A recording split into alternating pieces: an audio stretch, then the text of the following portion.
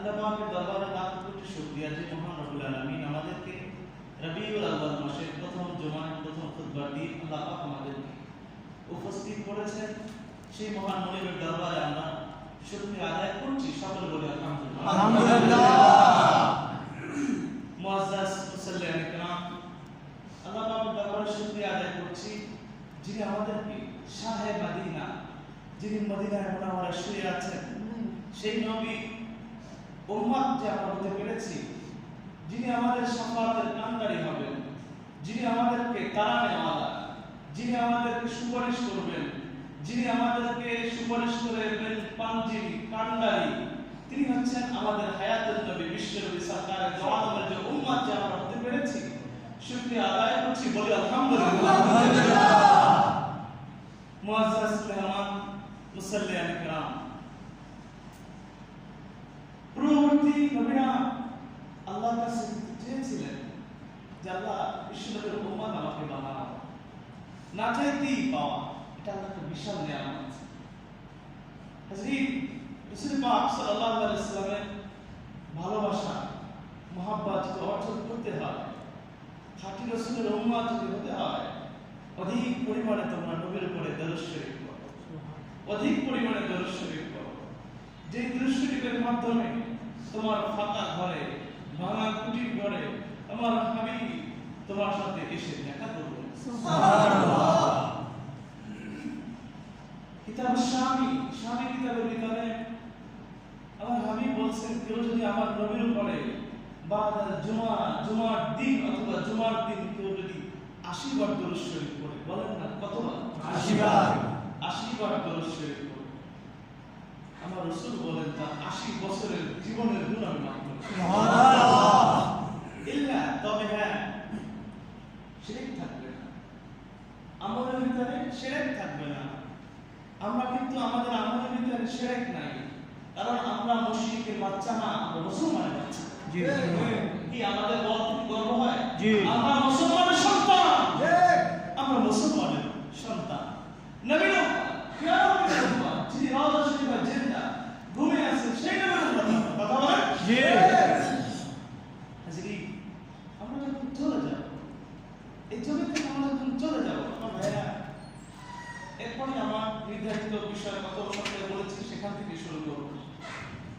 কবরে 3টা প্রশ্ন করা হবে। 1 নম্বর মাতরুকা, 2 নম্বর আমার দিনুকা, 3 নম্বরে আমার নবীকা। আল্লামা জালালউদ্দিন সুয়ুতী রাহমাতুল্লাহ আলাইহি তিনি বলেন, আল্লামা জালালউদ্দিন সুয়ুতী রাহমাতুল্লাহ আলাইহি তিনি বলেন, পৃথিবীর সকল মুসলমান 2 নম্বর প্রশ্ন, 1 নম্বর এবং 2 নম্বর প্রশ্ন তারা পারবেন কবরের ভিতরে। আওয়াজ দিয়ে বলেন সুবহানাল্লাহ। 2টা প্রশ্ন পারবেন। 3 নম্বর প্রশ্ন হলো আমার নবীকে, তোমার নবীকে, তোমার নবীর পরিচয়টা দাও। আমার হাবিবের পরিচয়টা দেওয়ার সময় তুমি যদি নবীর পরিচয়টা যদি ঠিকমতো দিতে না পারো, সেই দিন তোমার কবরের ভিতরে পিঠের নিচে, তোমার কবরের ভিতরে পিঠের নিচে আগুনের বিছানা বিছিয়ে দেওয়া হবে। যদি তুমি পারো, আল্লাহ হাবিব বলেন মান নবীকে, তোমার নবীকে। এরপরে বলবেন মান হাযার রাসূল। এখন আসেন তাফসীরের ভিতরে আছে, কবরে রাখার পর বলবেন মান হাযার রাসূল, এই ব্যক্তিটাকে বলো। না হয় আপনার আমার কবর থেকে মদিনা পর্যন্ত একটা বিশাল একটা সুড়ঙ্গ করে দেওয়া হবে। আপনি বলবেন এই লোকটাকে, ফেরেশতারা বলবেন এই লোকটাকে, এই মান মানিকে, হাজা মানি, এই মান হাযার রাসূল, এই ব্যক্তিটাকে আমার নবীকে কবরে উপস্থিত করা হবে। না হয় আপনার আমার কবর থেকে মদিনা মুনাওয়ারা পর্যন্ত সুড়ঙ্গ করে দেওয়া হবে। সুবহানাল্লাহ। আপনি যদি নবীর আশিক হয়ে যান, আপনি যদি নবীর পেয়ারা হয়ে যান, আপনি যদি নবীজির একমাত্র কাছের বন্ধু হয়ে যান, প্রতি জুমার দিন আপনি যদি 80 বার দরুদ শরীফ পড়েন, আমার রাসূল বলেন তার জীবনের গুনাহ মাফ করে দে। আমার রাসূল বলেন ওই ব্যক্তিটা দুরূদ শরীফ পড়তে পড়তে আমি আর রওজা শরীফে থাকতে পারি না। রওজা শরীফ থেকে উঠে আমি বান্দার ঘরে কুটির ঘরে আমি রাসূল উঠে আসি। সুবহানাল্লাহ। আমার রাসূলকে আল্লাহ ক্ষমতা দেন, কে দেন বলেন না, কে দেন? ক্ষমতা দেন আমার আল্লাহ, আমার আল্লাহ ক্ষমতা দেন। এবার আসেন 3 নাম্বার প্রশ্ন যখন করবে মান হাদা রাসূল, এই ব্যক্তিটাকে বান্দা যখন বলতে পারবেন এই ব্যক্তি হলেন আমাদের হায়াতুন নবী, আমাদের বিশ্ব নবী সরকারে দু আলম, বলেন জবান করে বলেন মুহাম্মাদুর রাসূলুল্লাহ সাল্লাল্লাহু আলাইহি ওয়াসাল্লাম। সাল্লাল্লাহু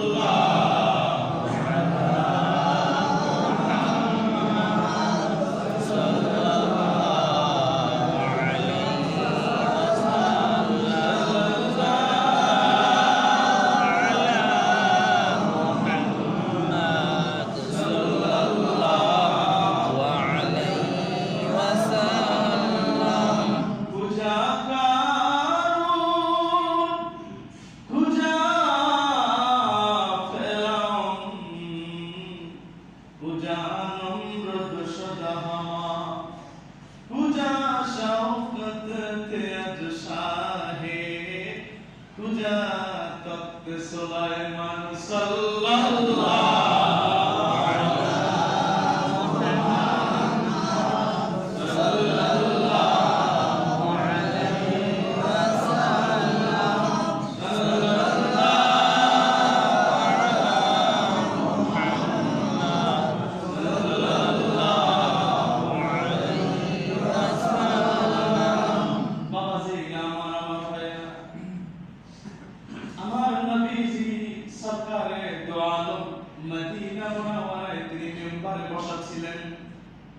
একজন আশামী নবীজি আরবি সরকারের দু আলমের সামনে বসিয়া ওই পরিবেশের ভিতরে আমার নবীর সামনে ছিলেন আসামি, চোর একজন আসামি দাঁড়িয়ে আমার নবীজির ব্যাপারে বললেন সুবহানাল্লাহ সুবহানাল্লাহ ইন্না রাসূলা লানুরুন ইস্তাজাউ বিহি মুহান্নাদুন ফি সুয়ুফিল হান্দ। আসামি দাঁড়িয়ে আমার নবীজির মর্যাদার ব্যাপারে বলেন ইন্না রাসূলা লানুরুন, নিশ্চয় রাসূল আপনি আলো। সুবহানাল্লাহ সুবহানাল্লাহ, নিশ্চয় রাসূল আপনি আলো, আপনার কাছে মানুষ বসলে আলোকিত হয়, সূর্যের আলো পাইলে মানুষ আলোকিত হয়।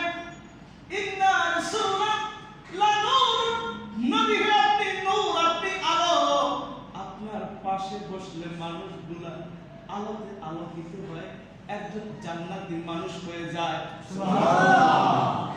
ইস্তাজাউ বিহি, রাসূলুল্লাহ আপনার পাশে থাকলে মানুষ উপকৃত হয়। মুহান্নাদুন, আপনি একজন তরবারিওয়ালা ব্যক্তি, ফি সুয়ুফিল হিন্দ, হিন্দ স্থানের।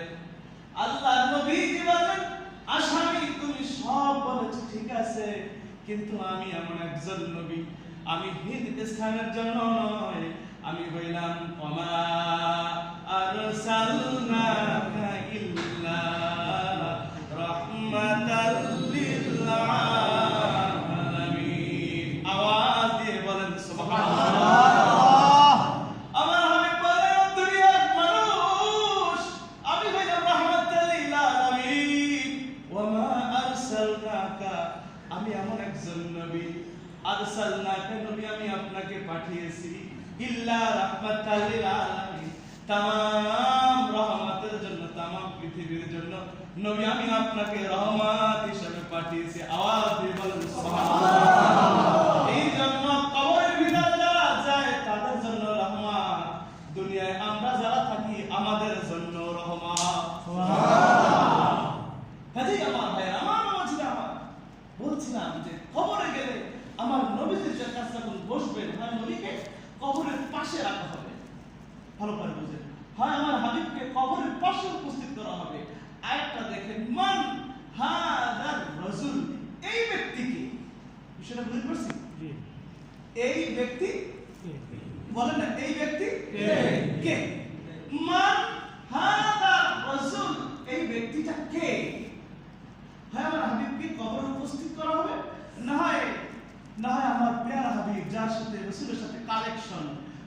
সাথে যার সাথে ভালোবাসা হয় আমার নবীর সাথে, ওই রওজা শরীফ থেকে আপনার আমার কবর থেকে সুরঙ্গ করে দেওয়া হবে। আমার ভাইয়েরা, এইভাবে আমার রসুলের আশিক হতে হবে, এইভাবে আমার রসুলের প্রিয় ভাষণ হতে হবে। আজকে আমি একটি আয়াত পড়েছি, ইউরিদুনা লিইউতফিউ নূরাল্লাহ, আল্লাহর নূর, আল্লাহর কালেমা, আল্লাহর ইসলাম, কোরআন, দ্বীন পৃথিবীর জমিন থেকে বুঝে দিতে পারবে না। আরে বলেন না পারবে না। হয়তো আমার কথাটা একটু জোরে হয়, আরে ভাই জোরে তো হয়, কেমন জানি ভিতর থেকে বলে, কে জানি বলে, বলো না, আওয়াজ না, এভাবে একটা শব্দ আসে, আমি কন্ট্রোল করতে পারি না।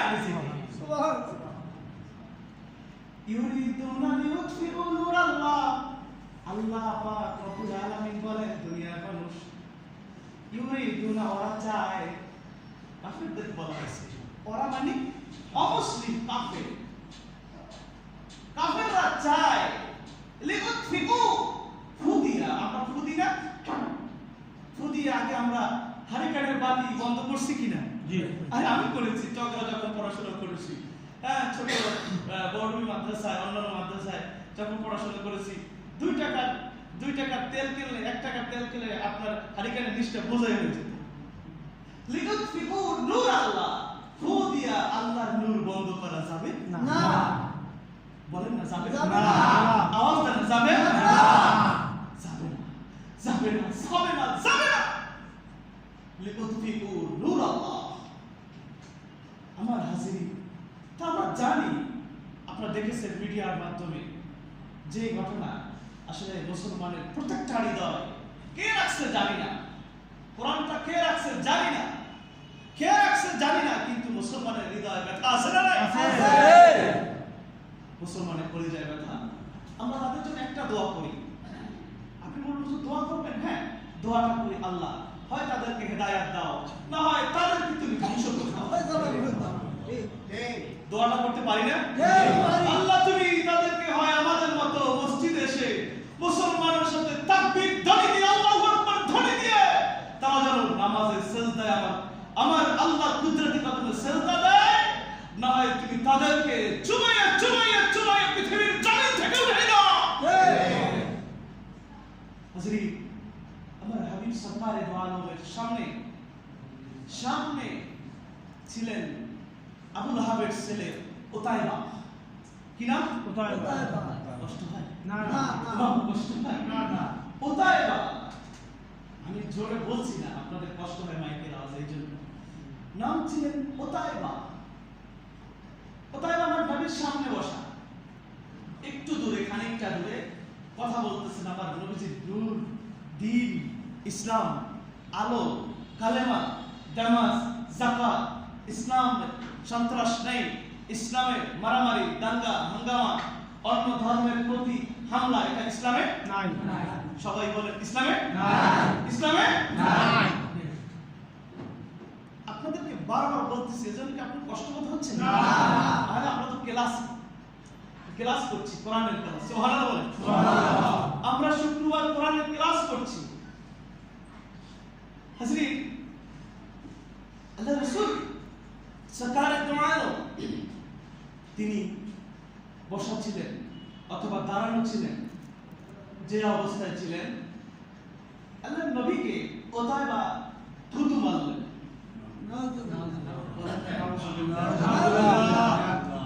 উতাইবা যখন থুতু মারলেন, থুতু মারার পরে জিবরিলকে আমার আল্লাহ পাক রব্বুল আলামিন বললেন, জিবরিল আমার হাবিবের গায়ে থুতু মেরেছে, থুতুটা তুমি দূরে সরাইয়া নাও, রাসূলের চেহারা মুবারকে যেন থুতু না লাগে। সুবহানাল্লাহ।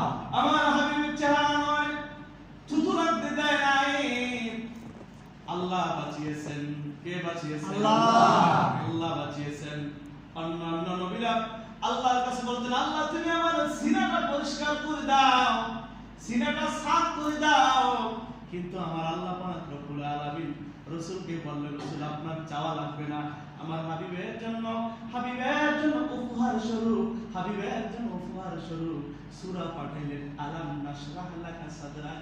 রাসূল আমি আপনার বক্ষকে বিদীর্ণ করেছি, পরিষ্কার করেছি, আমি আপনার বক্ষকে পবিত্রতায় এমন পবিত্র করেছি, জান্নাতি শরাব দ্বারা আমি আপনার বক্ষকে পরিষ্কার করছি। রাসূলকে না চাইতেই পাওয়া, না চাইতেই পাই। হাজিরিন ওতায়বা যখন থুতু মারলেন, আল্লাহ ফিরিয়ে দিলেন। আল্লাহ পাক রব্বুল আলামিন জিবরিলকে বললেন, জিবরিল যাও যাও যাও, তাড়াতাড়ি যাও, থুতুটা ফিরিয়ে দাও। থুতুটা ফিরিয়ে দিলেন ঠিক এমনি অবস্থায় আমার হাবিব সরকারে দো আলম বিশ্ব নবী জনাব মুহাম্মদ রাসূলুল্লাহ সাল্লাল্লাহু আলাইহি ওয়াসাল্লাম একটু কষ্ট পাইলেন, ব্যথা পাইলেন। ওতায়বাকে বলো, ওতায়বা তুমি যাও যাও যাও যাও, চলিয়ে যাও, আমার সামনে থেকে তুমি দূর হও। তোমাকে আল্লাহ পাক রব্বুল আলামিন তোমার জন্য একটা পাক নির্ধারণ করে রেখেছেন ধ্বংস করার জন্য। সুবহানাল্লাহ। কি নির্ধারণ করছেন? বলেন না কি? 1400 বছর আগে আমার হাবিব বললেন তোমার জন্য বাঘ। দেখেন 1400 বছর আগের কথা, বাঘ তোমার জন্য। কোথায় গেলেন? ব্যবসায়। ব্যবসায় গেলেন। ব্যবসায় যাওয়ার পরে ওতায়বার সাথে অনেক লোকজন ছিল। ওতায়বাকে চারপাশে ঘিরে যখন নিয়ে নিলেন, ওতায়বা তার যেন কোনো কিছু না হয়, ওতায়বার সাথে সাথে মানুষ থাকলেন, ওতায়বার যাতে করে কেউ ক্ষতি করতে না পারে। ওতায়বার সাথে পুলিশ প্রশাসন ছিলেন, ওতায়বার সাথে আর্মি প্রশাসন ছিলেন, ওতায়বার সাথে বড় বড় আপনার সরকারি আপনার চিফ জাস্টিসরা ছিলেন। কিন্তু আল্লাহ পাক রব্বুল আলামিন ওতায়বা যখন ব্যবসার উদ্দেশ্যে চলে গেলেন, ব্যবসার উদ্দেশ্যে যাওয়ার পরে রাসূলের কথা, আল্লাহর নবীজির কথা 100 ওভার 100 সত্য। ওতায়বা কি বললেন? বাবা, আমি রাসূলের চেহারা আনোয়ার উপরে থুতু মেরেছি। বাবা আপনি কি বলেন? রাসূল কি বলেছে? বাঘ নাকি আমাকে খাইবে? বলছে হ্যাঁ। খবরদার, বসে থাকবা। কিসে থাকবা? বসে থাকবা। আমার বাবাজিরা, আমার সময় অল্প, অনেক বড় ঘটনা। ওতায়বা যখন ব্যবসার উদ্দেশ্যে চলে গেলেন, ওতায়বাকে 4 মাসে বেশ করে দিয়ে রাখলেন। একটা বাঘ আসিয়া ওতায়বাকে সকল লোক গভীর রাত্রে ঘুম, সকল মানুষগুলো ঘুমিয়ে পড়লেন, সব মানুষ ঘুম, সবাই আপনার কাপড় থেকে কাপড় মুড়ি দিয়ে ঘুমাচ্ছেন। বাঘ যদি আসে কিছু বলবে না, দেখবে না, চিনবে না, এই জন্য সব মানুষগুলা কাপড় মুড়ি দিয়ে ঘুম। শীতকালে আমরা অবস্থায় ঘুমাই কিনা? ঘুমাই। ওতায়বার লোকজন এভাবে ঘুমিয়ে পড়লেন। ঘুমিয়ে পড়ার পরে দূর থেকে একটি বাঘ আসিয়া হাজার হাজার মানুষের ঘ্রাণ নিল, ঘ্রাণ নিল, ঘ্রাণ নিল, ঘ্রাণ নিল, ঘ্রাণ নিল, অমুকের ঘ্রাণ নিল। ঘ্রাণ নিতে নিতে নিতে নিতে মাঝখানে গিয়ে ওতায়বার ঘ্রাণ বাঘের নাকের ভিতরে গেলেন। হাত করো ওতায়বাকে, ওখানে শতজন চিলে তার কলিজার উপরে হাত করবে। সুবহানাল্লাহ। রাসূলের সাথে বেয়াদবি করলে আমার আল্লাহ সাথ দেয়? দেবে না। আল্লাহ সাথ দেয় না। হাজিরিন আমার ভাইরা, আমার নবীজি কার্টুন করছিলেন, কার্টুন করেছিলেন। কয়েকদিন আগে আপনারা মিডিয়ায় পেয়েছেন।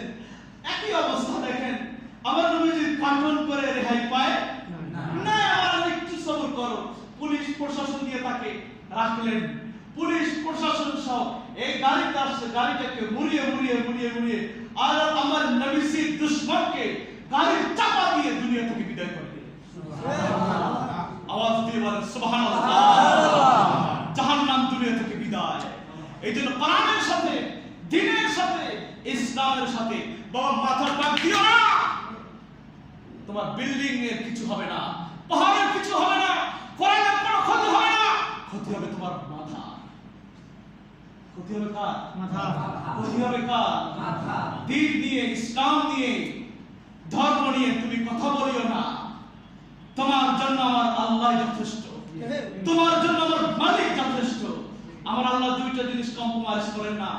একটা হলো আমার নবীর সাথে বেয়াদবি করা, যেই নবীর উপরে কোরআন নাযিল হয়েছে, নবী এবং কোরআনের উপরে বেয়াদবি করে আমার আল্লাহ সাথ দেয় না। আওয়াজ দেন, সাথ দেয় না। আর একটা হলো শিরককারী ব্যক্তিকে আমার আল্লাহ মাফ করে না। তিনি তওবা করলে আল্লাহ মাফ করতে পারেন। হাজিরিন, গত সপ্তাহে যে আমি কথা বলেছি রাসূল পাক সাল্লাল্লাহু আলাইহি ওয়াসাল্লামের জীবনের ব্যাপারে, আমি সংক্ষেপে কিছু আপনাকে ধারণা দেব ইনশাআল্লাহ। কারণ এই মাসটা হলো রবিউল আউয়াল মাস।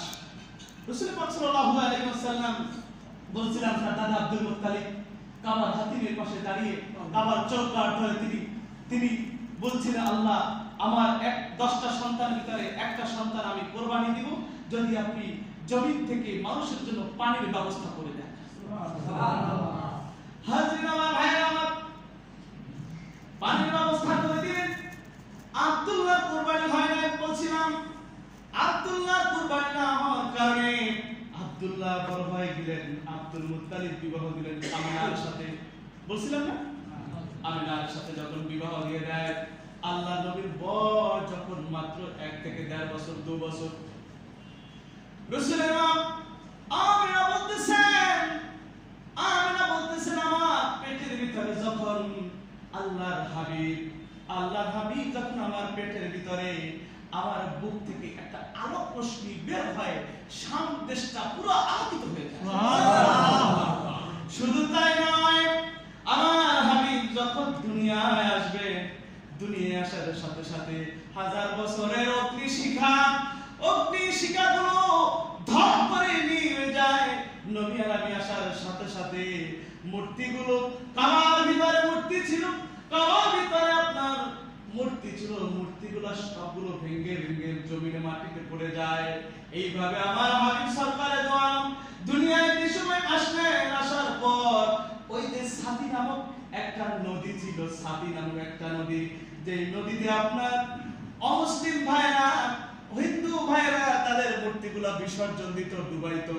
আমার হাবিব জন্মগ্রহণ করার সাথে সাথে সাথী নামক নদীটা আল্লাহ পাক রব্বুল আলামিন পানি শূন্য করে সাথে সাথে শুকাইয়া দেয়। আমার বাবাজিরা, নবী আলাইহিস যেদিন জন্মগ্রহণ করলেন, জন্মগ্রহণ করতে দেরি ওই দিন রাতে যত সন্তান দুনিয়ায় আসবে, সব সন্তান মহিলা সন্তান নয়, সব সন্তান আল্লাহ পাক পুরুষ সন্তান হিসেবে পাঠিয়েছে।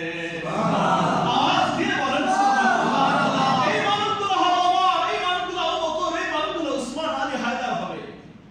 বলেন সুবহানাল্লাহ। অনেক বিশাল আমার নবীর কথা কোন জায়গা দিয়ে বলবেন ভাই? হাজরিন আমার বাবাজিরা, আমার ভাইরা, বিশ্ব নবী জনাবে মুহাম্মদ রাসূলুল্লাহ সাল্লাল্লাহু আলাইহি ওয়াসাল্লাম জন্মগ্রহণ করলেন। করার পরে ওই মক্কা শরীফের পাশে ছিলেন আব্দুল মুত্তালিবের কাছে দৌড় গেলেন। আমিনা বাদী ছিলেন, আমিনা ঘরে ছিলেন একজন কাজের মহিলা। দৌড়ে গেলেন, আব্দুল মুত্তালিব বললেন, আপনার নাতি হয়েছে, রাসূলের জীবনের ভিতরে লেখা আছে নাতি হয়েছে। দৌড়ে আসেন, আল্লাহর নবীর জীবনে লেখা আছে।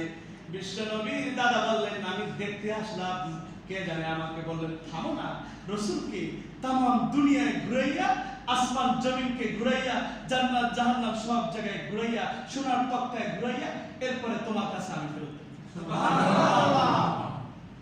এইজন্য আমার আল্লাহ পাক বললেন, ওয়া মা আরসালনাকা ইল্লা রাহমাতাল লিল আলামিন, নবী আপনাকে আমি तमाम পৃথিবীর লৌহ কলম যত কিছু আছে সব জায়গার জন্য রহমত হিসেবে প্রেরণ করেছি। সুবহানাল্লাহ। একটু যাই সামনে। আলহামদুলিল্লাহি রাব্বিল আলামিন, সমস্ত প্রশংসা সেই মহান রব যিনি সারা জাহানের আলমের নেতা, সারা জাহানের আলমের মালিক, সারা জাহানের যিনি রব, সারা জাহানের যিনি সৃষ্টিকর্তা। যতটুকু জায়গা আমার আল্লাহ রব, যতটুকু জায়গা আমার আল্লাহর সৃষ্টিকর্তা, ততটুকু জায়গা রহমত হলো আমার নবী। সুবহানাল্লাহ। আওয়াজ দিয়ে বলেন সুবহানাল্লাহ। আর একটু মুহাব্বত বলেন না সুবহানাল্লাহ। কষ্ট পাইছেন না? কষ্ট পাইছেন না? আমার বাবাজিরা, আমার হাবিব সরকারে দো আলম বিশ্ব নবী জনাবে মুহাম্মদ রাসূলুল্লাহ সাল্লাল্লাহু আলাইহি ওয়াসাল্লাম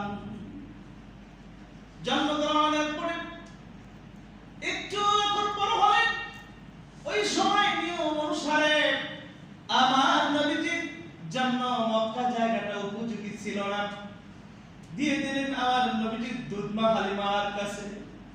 দুধমা হালিমা তো সাদিয়া রাসূলকে নেওয়ার জন্য আসেন নাই, মক্কার বড় বড় প্রতাপশালী সন্তানদেরকে, সন্তান লোকজনকে নিয়ে যায়।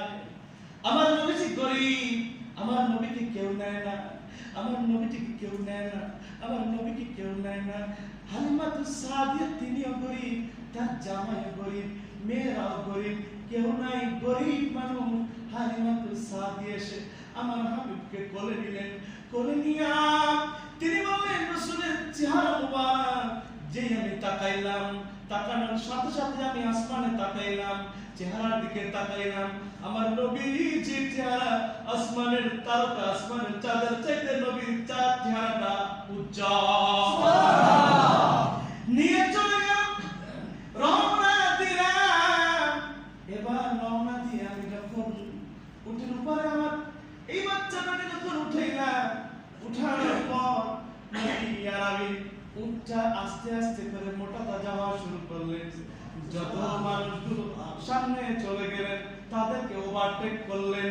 এদিকে আমার হাবিব বিশ্বনবী যেখানে যাবেন, যেই জমিনে যাবেন, সেই জমিনের মাটিটাকে উল্টাইয়া পাল্টাইয়া জিবরিল যাও, জমিনের মাটিটা উর্বর করে দাও, নবী আমি যাচ্ছে না, উর্বর করে দাও, কিয়ামত পর্যন্ত যাতে করে বীজ লাগাইতে দেরি, ওখানে আর পানিশের সার ব্যবহার করা লাগে না।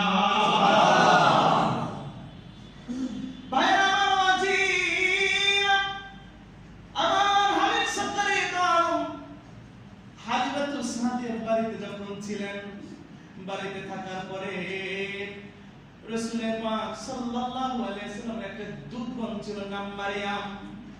দুধ বোন ছিল, দুধ বোনটা আল্লাহর নবীজিকে খেলাধুলা করার জন্য, ছোট্ট মানুষ খেলার জন্য চলে গেলেন, পাহাড়ের পাশে চলে গেলেন। বয়স মাত্র 4 বছর, কোন কোন বর্ণনা আছে আপনার 3 বছর। 4 বছরের সময় এখন খেলতে গেলেন। খেলতে যাওয়ার পর আমার হাবিব সরকারে দোয়ানো দুইজন ব্যক্তি আসেন পাগড়ি পরিহিত অবস্থায়। কেউ বলতেছেন সাদা, কেউ বলতেছেন কালো, কেউ বলতেছেন সবুজ পাগড়ি। যাই হোক, পাগড়ি ধরে নিলাম। পাগড়ি পরিহিত ব্যক্তি নবীকে একটা টান দিলেন, বসাইলেন, একটা পাহাড়ের পাশে নিলেন, নিয়ে আমার নবীজি এই যে শাহাদাত আঙ্গুল দিয়া, যে আঙ্গুল দ্বারা আমার নবীজির খেলনা ছিল আকাশের চাঁদ, চাঁদটা আমার নবীর কাছে এনে দিলেন। আমার আল্লাহ চাঁদ দিয়ে আমার নবীজি খেলতেন, এই আঙ্গুল যেদিকে দিতেন সেদিকে চাঁদটা যেত, যেদিকে দিতেন সেদিকে চাঁদটা যেত। সুবহানাল্লাহ। নবীজির খেলনা ছিল আকাশের চাঁদ, আকাশের চাঁদ এই আঙ্গুল দ্বারা ইশারা করতেন। এই আঙ্গুল দ্বারা আমার হাবিব সিনা মুবারক উপরে টান দিলেন। নবী বললেন, আমি দেখতে পাইলাম আঙ্গুল দ্বারা টান দিলেন, এরপর আর দেখি নাই। টান দিলেন, টান দেওয়ার পরে সিনাটা ওপেন করলেন, সার্জারি করলেন, সিনাটা আমার ভাগ করলেন। এরপরে সিনার ভিতর থেকে আলাম নাশরাহ লাকা সাদরাক, সুবহানাল্লাহ, আও ওয়াদানা আনকা বিসরাক। রাসূল, ইয়া রাসূলুল্লাহ, আমি আপনার বক্ষটাকে বিদীর্ণ করেছি, আমি আপনার বক্ষকে বোঝাই করে দিয়েছি। নূরান, ইলমান, হিকমত, জ্ঞান, আকাশের জ্ঞান, নক্ষত্রের জ্ঞান, ডক্টরি জ্ঞান, ব্যবসায়িক জ্ঞান, তামাম সামাজিক জ্ঞান, ফিলোসফি জ্ঞান, যত ধরনের আপনার সায়েন্সের জ্ঞান, পৃথিবীর ভিতরে যত ধরনের জ্ঞান আছে, নবীর বুকের ভিতরে, সিনার ভিতরে আল্লাহ ঢুকে। সুবহানাল্লাহ। আমার হাবিব সরকারে দো আলম, তাকে সিনা সাফ করার জন্য দুইজন ফেরেশতা দুইটা শারীরিক বাটি আনলেন। একটা বাটির ভিতরে ছিল আমার নবীজির জান্নাতি জ্ঞান, আর একটা সিনা, আর একটা বাটির ভিতরে, সিনার থেকে ভিতরে কি জানি বের করে সিনার বাটির ভিতরে রাখলেন। আল্লাহর নবীজির সিনাটা সাফ করে দিলেন, সাফ করে দাও করে রাখতে দিলেন। এদিকে রাসূলের মেয়ে আল্লাহর নবীজির দুধ বোন আসিয়া মাকে ডাক দিলেন, মা তোমার সন্তানকে মুহাম্মদকে কে জানি অবস্থা করলো, তাড়াতাড়ি চলো। দেখলেন আমার নবীজি তিনি দাঁড়াইয়া আল্লাহর কাছে হাত তুলে কি জানি বলতেছে। রাসূলের দুধ বাহাইবা বলতেছেন, মা ও মা, আমার কিছু হয় নাই, আমার কোনো কষ্ট হয় নাই, কিন্তু মা আলাম নাশরাহ লাকা সাদরাক এই আয়াতের তাফসীর পড়বেন।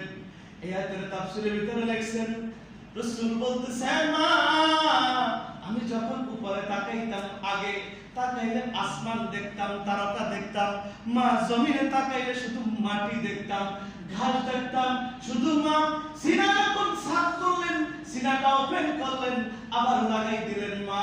এখন আমি আসমানের দিকে তাকাইলে সাততম আসমান, লাখো কলম, প্রথম দ্বিতীয় তৃতীয়, আমার নবী আরশে আজিম থেকে উপরে যা কিছু আছে সব কিছু আল্লাহ আমার চোখের সামনে ওপেন করে দিলে। যদি মা আমি মাটির নিচে তাকাই রে মা, তাকানোর সাথে সাথে মা মাটির নিচে কোন জায়গায় যা কিছু আছে সব কিছু আমার আল্লাহ দুই চোখের সামনে ভেসে উঠাইয়া দেয়। আওয়াজ দিয়ে বলেন সুবহানাল্লাহ। এই হলো আমার নবী, এই হলো কি আমার নবী? বলেন না এই কে নবী? আমার নবী কোথায়? এই কে? আমার নবী। তিনি হচ্ছেন আমার নবী। বলতে কি আমাদের ভয় হয়? না। অহংকার লাগে? না। আমরা আবেগ করে বলবো আমার নবী, আমার নবী। যিনি শাফাআতের কান্ডারি হবেন, যিনি কবরে আমাদের জন্য, যিনি আপনার হাসরে আমাদের জন্য কঠিন অবস্থায় বলবেন কি জানেন? ও বাবা বলবেন কি জানেন? কঠিন গুনাহগার যিনি আছেন তাকে আমার নবীজি সুপারিশ করে জান্নাতে পৌঁছে দেবেন। সুবহানাল্লাহ।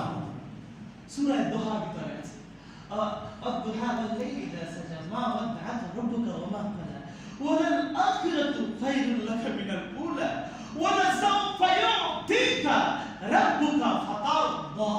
রাসূল এই আয়াতের তাফসীর ভিতরে আছে, ও আদানা ওয়ালা সাওফা ইউতিকা রাব্বুকা ফাতারদা লা তারদা ওয়াহিদু মিন উম্মতি ফিন-নার। যতক্ষণ পর্যন্ত একটা উম্মাহ জাহান্নামে থাকবে ততক্ষণ পর্যন্ত আমি নবী জান্নাতে যাব না। ক্লিয়ার? আজকে থেকে আমরা রাসূলের সুন্নাহ অনুযায়ী, রাসূলের ভালোবাসা নিয়ে যদি আর কিছু নাও পারি, ৫ ওয়াক্ত নামাজ পড়ব, সাথে শুক্রবার দিন ৮০ বার দুরূদ শরীফ। কতবার? ৮০ বার। একটু বলেন কতবার? ৮০ বার। ৮০ বছরের গুনাহ মাফ করে দেবেন। সুবহানাল্লাহ। এই আমলটা করব। আমিও যেন প্রথমে আমি গুনাহগার, অদম, নালায়েক, পাপী, খাচ্ছার মানুষ, আমিও যেন প্রথমে এই আমলটুকু করতে পারি। আল্লাহ যেন করার তৌফিক দান করে বলেন আমিন। আলহামদুলিল্লাহি রাব্বিল আলামিন। আগামী জুমা ইনশাআল্লাহ পঞ্চম বছর অথবা ষষ্ঠ বছর, পঞ্চম, ষষ্ঠ, সপ্তম, অষ্টম বছর থেকে 12 বছর পর্যন্ত ইনশাআল্লাহ কথা হবে। আল্লাহ যেন তৌফিক দেয় ইনশাআল্লাহ। আখিরি দাওয়ানা আলহামদুলিল্লাহি রাব্বিল আলামিন। আসসালামু আলাইকুম ওয়া রাহমাতুল্লাহ। যারা চাপা থাকা প্রশ্ন করেন।